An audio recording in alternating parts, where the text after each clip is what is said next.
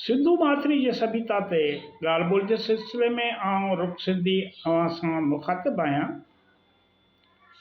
पाण गुज़िरियल भेरे इन ते ॻाल्हि कई त सिंध में शहरी रियासत जो बुनियादु कीअं पियो, हिते कहिड़ो समाजी निज़ाम हुयो, बादशाहत हुई, जमहूरियत हुई या को ॿियो निज़ाम मौजूदु हुयो, उन ते ॻाल्हि ॿोल कई।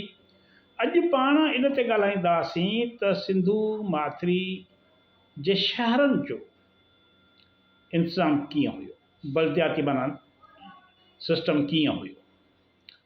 सिंधु सभ्यता जे वारसनि जा शहर कीअं हुआ, उते पाणीअ जो निकाल कीअं हो, रस्ता घिटियूं, इन्हनि सभिनी शयुनि ते ॻाल्हि ॿोल अॼु हिन वीडियो में कबी। मूंखे ॾाढी ख़ुशी थी आहे जो तव्हां दोस्त हिन सिलसिले खे पसंदि करे रहिया आहियो। तमामु घणी हुनजी जेको आहे सो तव्हां मोट पिया ॾियो। पाण ही सिलसिलो जारी रखंदासीं ऐं सिंधु सभ्यता जा उहे रुख अॻियां आणींदासीं जिन ते अञा सूदो कमु न थियो आहे या सिंध जे माण्हुनि खे न ॿुधायो वियो आहे, उन तहक़ीक़ खां सिंध जे माण्हुनि खे वाक़ुफ़ु न कयो आहे। दुनिया में तमामु घणी तहक़ीक़ पई थिए, पाकिस्तान में ख़ासि करे सिंध में सिंधु माथिरी जे तहज़ीब ते का बि तहक़ीक़ न पई थिए। दुनिया जे मुख़्तलिफ़ यूनिवर्सिटियुनि में, मुख़्तलिफ़ इदारनि में तमामु घणो कमु थी रहियो आहे। दुनिया जे माहिरनि जेकी नतीजा कढिया आहिनि साइंसी बुनियादनि ते, असां उहे अव्हां जे अॻियां आणियूं पिया। पाण हिकु सदी अॻु वारी ॻाल्हि न कंदासीं।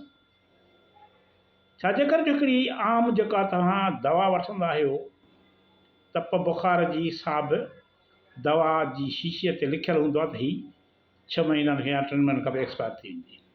अहिड़े तरीक़े सां जेकी हिकु सदी अॻु किताब लिखिया विया, उहे जदीद तहक़ीक़ बैदि, जदीद तहक़ीक़ जे नतीजनि बैदि एक्सपायर थी चुका आहिनि।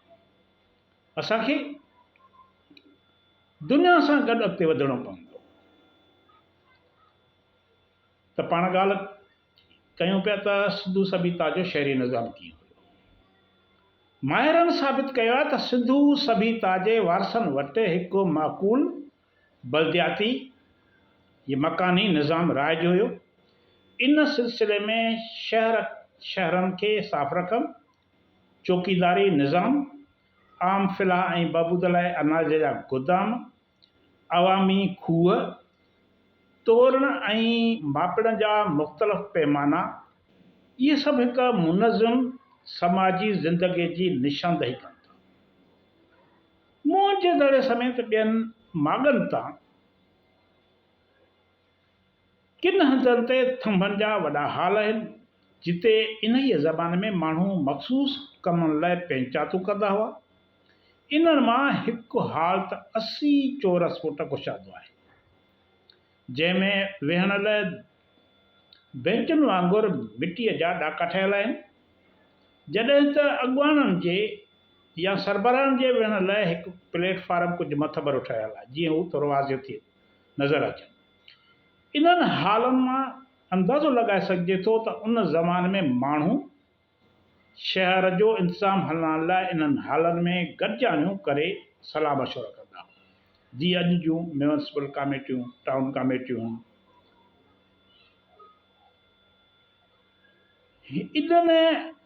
इन ई सिस्टम खे असां जदीद शिकिल में असेंबली करार ॾेई सघूं था। माना उन दौर जी उहे असेंबलियूं जिते अवाम जा नुमाइंदा, अवाम जा मुक़ररु थियल, चूंडियल या सालिह करार ॾिनल माण्हू वेही फ़ैसिला कंदा हुआ। हाणे मुंहनि जो दर ते पाण चढ़िया चऊं था त उनजे बीहक मां मालूम थिए थो त उन वक़्त जा माण्हू सलीक़ेदार ऐं शाहूकार हुया। संदन घर नंढनि नंढनि महलनि में, पाड़नि में विरहायल हुया, जिन जूं घिटियूं सिधियूं ऐं आम्हूं साम्हूं। घरनि जूं केसरूं अहिड़ियूं आहिनि जिन ते हज़ारे साल गुज़रण बावजूद बि को असरु ॾिसण में नथो अचे।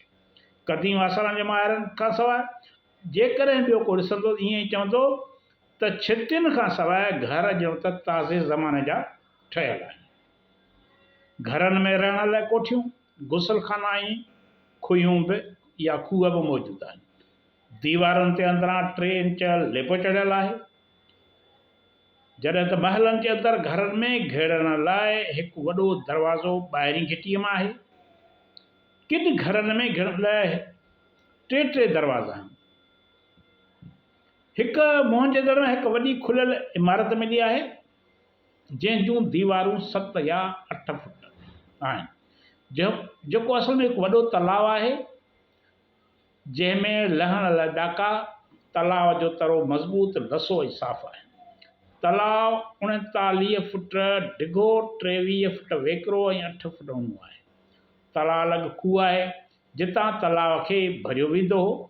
तलाउ जे तरे में हिकु कुंड वटि सोराख़ हो जितां गंदो पाणी निकाल कयो वेंदो।